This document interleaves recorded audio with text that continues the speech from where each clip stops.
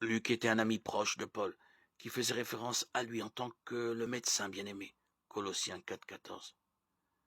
Peut-être l'intérêt de Luc dans la médecine est-il la raison pour laquelle il laisse une place aussi prépondérante aux actes de guérison de Jésus. Paul fait aussi référence à Luc comme un de ses collaborateurs.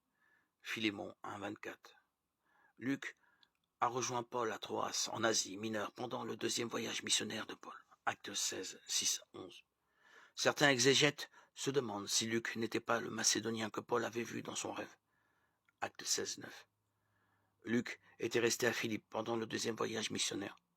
Acte 17, 1. Et l'a fait de nouveau en voyageant avec Paul lors du troisième voyage. Acte 20, 5.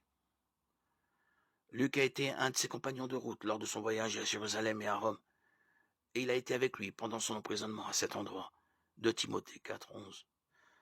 La description très vive par Luc de ses voyages avec Paul en acte 27 semble indiquer qu'il était un grand voyageur et un navigateur averti. Certains exégètes ont noté que Luc maîtrisait très bien la langue grecque. Son vocabulaire est à la fois riche et très varié, son style approchant du style du grec classique, comme c'est le cas dans la préface de son évangile, Luc 1, 1, 4. Tandis qu'à d'autres moments, il relève plutôt du style sémitique, Luc 1, 5, 2, 52. Luc était familier de la voile et mettait un soin tout particulier à noter les détails géographiques. Tout cela indiquerait que Luc était un homme instruit, attentif et un auteur respectueux des faits.